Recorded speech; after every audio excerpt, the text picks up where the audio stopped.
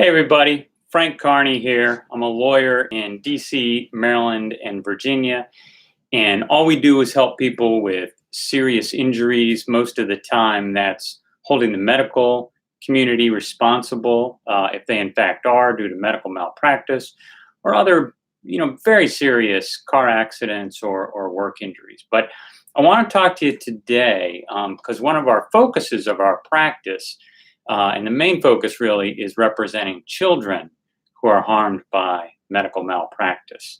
So welcome to our webinar on cerebral palsy in DC, Virginia, and Maryland. Want to give a big thank you and shout out to some of my current and former clients who are watching with us today. I really appreciate that, as always. But before we begin, I want to tell you a story. So just a few miles from here, off of Pennsylvania Avenue here in Washington, D.C., a single mom lived with her 3 boys. And the 2 little boys were just rambunctious and laughing and running around, and your typical little guys. They were like 6 and 8, knocking stuff over, wrestling, all those great things that little boys do. The older boy, who was 13 at the time, he didn't do any of that. He couldn't feed himself. He couldn't communicate, although his mom could understand him. He couldn't walk. He couldn't use the bathroom on his own. Couldn't read. Didn't go to a regular school, so to speak. Wasn't learning like the other kids. But still, he would get down and play. His mom would put him on the ground with his little brothers, and of course, they would roughhouse gently with him because he was their big brother, and they loved him, of course. But he was getting bigger, and he was 13, 14, and he was growing, and the mom knew that she was having a hard time picking him up, taking him up and down the stairs of their townhouse, taking him out to the car. She really couldn't carry him or care for him like she could when she was younger and he was smaller. And she was getting worried about what's going to happen when I can no longer do this, or if my back goes out, or when I'm gone. What's going to happen to my son? And you see, no one had ever told her that her son's condition, his cerebral palsy, was totally preventable. What had happened was when she was younger and pregnant, she'd gone to a clinic for her prenatal care. They'd done a test, ordered a test, did the test, but never got the results and never followed up to get the results. So because of that, because they never followed up, they never started her on antibiotics, and they never cleared up or treated the infection that caused her son to be born severely premature. And that would have clearly prevented the premature birth and all the consequences of that, the young man's cerebral palsy. So instead of laughing, running, knocking stuff over, he was a kid who couldn't do any of those things, quite honestly. And until she came to us several years after that, even, she never knew it was preventable. She never knew there was anything that she could do about it. She never knew there was any resources that she could get for her son to help her and her family and to help her son and to take care of those worries and those anxieties and those concerns that she had. Like I said, the number one concern being, what happens when I'm gone? Is he going to go into an institution? Is anybody going to be able to care for him? Can his brothers take care of him when they're adults? All those things were, of course, running through her mind and weighing on her constantly. That's all she would think about. Okay. And we'll come back to her in a few minutes, but I do want to get right to it here because it's a subject, talking about injuries to children and serious injuries to children that nobody really wants to talk about or deal with. And we totally get that. But we think it's our obligation, it's our duty to give people information on what they can do, what they can consider. We have several guides, books, and reports that we've published over the years based on our experience of working with families of special needs, special needs children. One of those is Picking Up the Pieces, Parent's Guide to Medical Malpractice, and it's really meant to be a starter for families to think about this, to talk about this, to kind of break the ice. Maybe someone has a niece or a nephew that they think has cerebral palsy because of a delay or something that was done in the hospital. Well, this is a great way to kind of open up the channels of communication to help people talk about a really difficult subject that, like I said, nobody wants to talk about. Especially as the kids are younger, because as any parent knows, kids grow up. They'll eventually get bigger and stronger than us and outlive us, hopefully. So as a good friend of mine, a nurse who was really involved with special needs children once said, the days are long, but the years are short. And I think that's really, a great quote, and one of the reasons that we try to do what we do to help people and try to give information to to as many families as we can to help them make the best decisions for themselves and their families.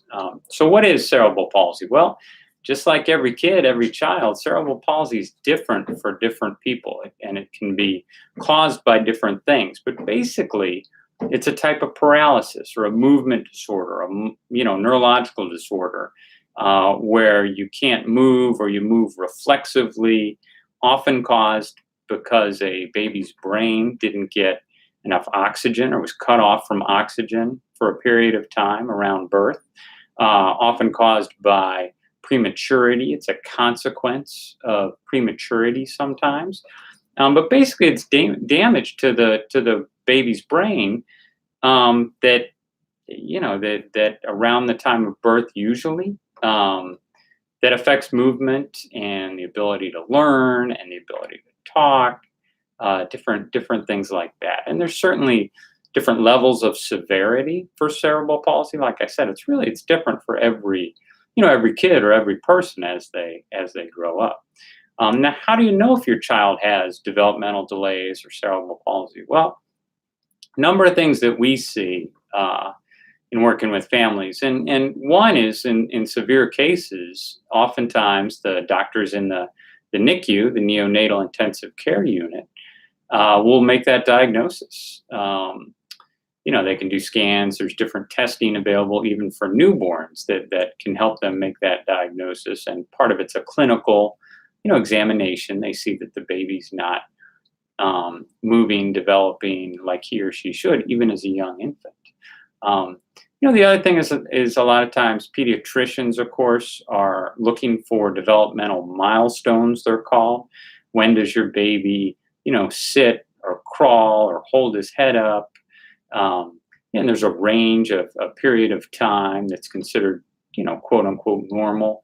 Is the baby outside of those limits? Is there a reason for those limits? Is he, when they examine the baby, touch and press on the baby, do the muscles not respond as they should? The other main reason, we see this in connection or in conjunction with all the others really, is, what I'd call mother's intuition. And that is, your child, and especially if you've had other children, and what's normal and what he or she should be doing. Sometimes they're just not. Sometimes the delay is harmless and they catch up. But what? Sometimes they don't. And what if they don't? I mean, there are lots of specialists in the DC area. We live in a great area for medical treatment for developmental delays and for cerebral palsy to help and to test for it with neuropsychological testing and neurologic testing, accommodations, you name it. It's really a good area of the country, to help your child. And as they get older, of course, there are more significant tests and things that doctors can do to sort of help assess that.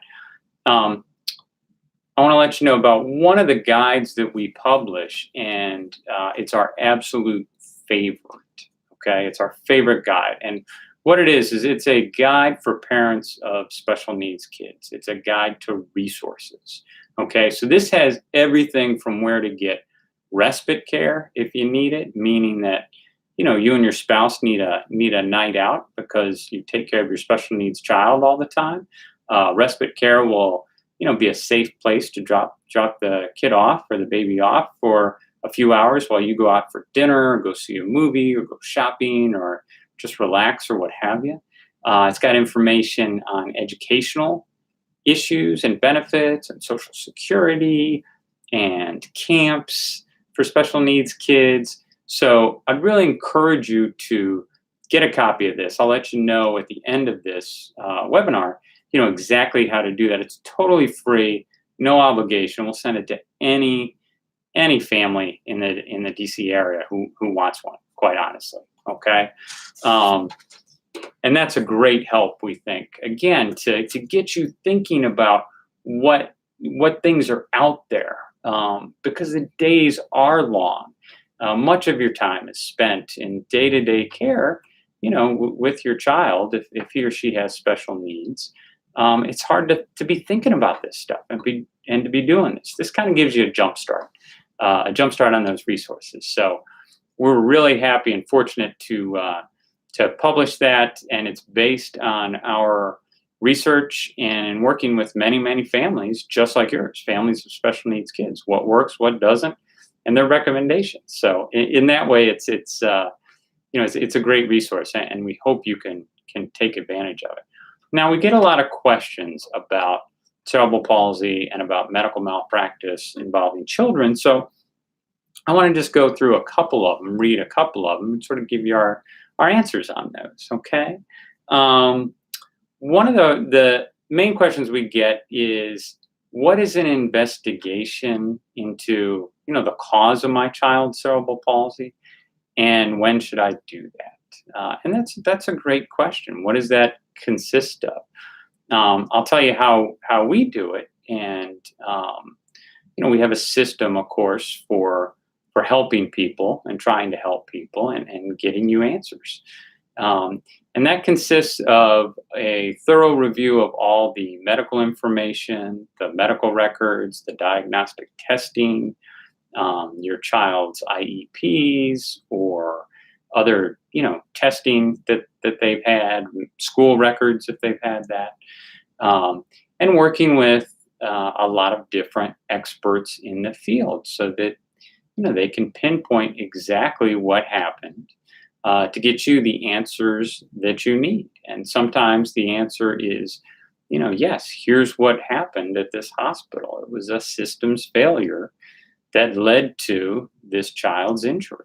Okay. Other times it's, the cause of this is just unknown. There's nothing that, any doctor or nurse or physician's assistant or resident or intern or tech or anyone did wrong or didn't do that caused this. But the nice thing about that is at least you have the answer then. And I think that's really critical. When should you do it? Well, that's a great question too. And I would say, as soon as you think that there's an issue, the sooner the better. These cases take a long time to investigate because it's so thorough and involved. And you don't want to wait until your child is older, and if you can help it, because for a simple reason is, one, if you can get resources that are going to help your son or daughter and your family, you want to get those sooner rather than later to really help your child live the absolute best life that that he or she can live. And as parents, I mean, we're parents too, and that's what it's all about, of course. So we'd encourage you to do that early if you can, or as soon as you think that something is wrong. I mean, how long do you technically have? Probably a long time. I mean, we won a case that established a very long time in the District of Columbia for holding a healthcare provider responsible for medical treatment that caused a serious injury at birth. So, but Don't wait until your child is 15, 16, 17 years old.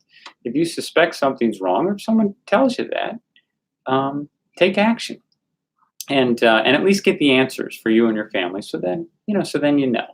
And we think that's a critical service. Okay, what kind of help do I need and can I get? Again, check out our free special needs resource guide for some great ideas on that. Okay.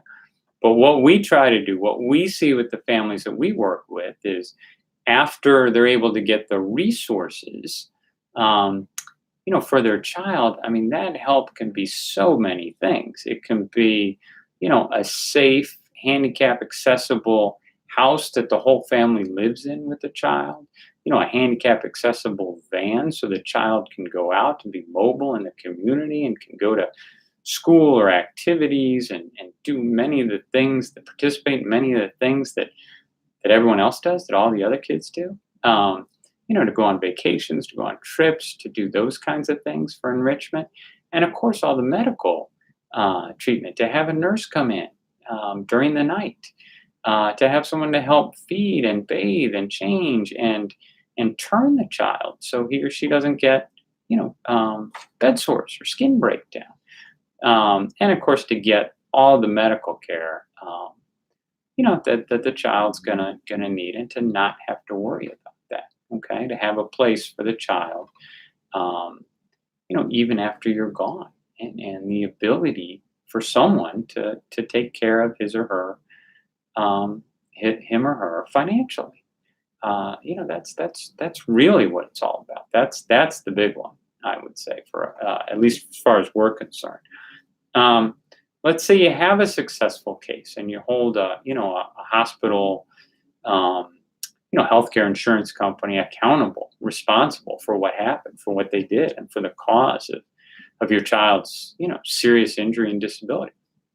Where does the money go? Well, usually it's put into a trust, so it's safe, and it goes for the benefit of your child. And there's ways to do that so that he or she can also have access to Medicaid, um, and to help with daily, with daily or weekly or monthly medical expenses, and to have the trust use, supplement everything that Medicaid won't do. And those are a lot. That's a lot of things, realistically. So it's really to give your child the best quality of life that he or she can get. Um, One of the questions we often hear are, well, okay, if the hospital is responsible, do I have to file a lawsuit, or will they just settle the case? How does that work? And basically, here's how it works. The Most cases do settle. I mean, that's pretty in any kind of situation. Okay, in this country or in this area, certainly. Um, but it's not a one or the other type choice. So some people think that, well, I either have to settle the case or file a lawsuit and go all the way to trial, and it really doesn't work that way. Most of the time, the cases have to be filed because you've got to do the work to prove the case, so that the hospital's insurance company believes that and understands that that they didn't do the right thing and that they are responsible. And you can settle a case at any point. So it's not just a one or the other. And that's something that, as you go down, if you're that far along in the process, you really need to think about and talk about and make sure that you understand all of that. And again, we have a whole way of doing things with the people we work with to make sure that everyone knows exactly what's happening and the timetables and what we expect. But it's not just one or the other. Okay. Some people are a little bit shy or hesitant, or they're worried about and anxious about what could happen. I mean, we do a lot to make sure that we do everything we can to take care of any, worries or anxieties, and let you and your family focus on your child, focus on your family. Um, that's at least that's just the way that we do things. Um, People ask again, how long do I have? Well, that depends on where the injury happened. Is it DC? Is it Maryland? Is it Virginia? They're all three a little bit different. So again, that's something you want to investigate early. I mean, when you think maybe something isn't quite right, so you can get the answers, so you can be an effective advocate for your child, and for your family. Okay. Um, and there's lots of reasons to file a lawsuit if a hospital, or a healthcare provider did something wrong, because you want to hold them accountable. You want to make sure that it doesn't happen again. What we see many times is what we call a systems failure, meaning it's not just one person, in the hospital who made a mistake. It's not that at all. It's they had a system that was broken. They didn't have any way to check that one mistake or to prevent it. Or the next person to say, wait a second, let's take a look at this. This doesn't seem right. We need a specialist, or we need to follow up on a test, or what have you.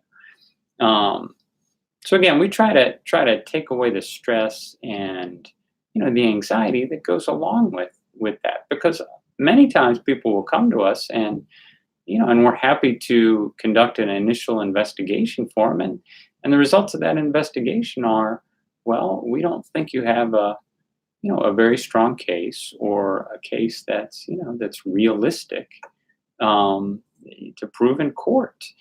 And we tell them that we're honest and upfront about it, because we never want to put somebody through the legal system if they've been already harmed by the medical system. I mean, that doesn't make any sense at all to us. And realistically, the only, what we want to do is really focus on helping people as much as we can. So we focus on families with children with very, very serious injuries.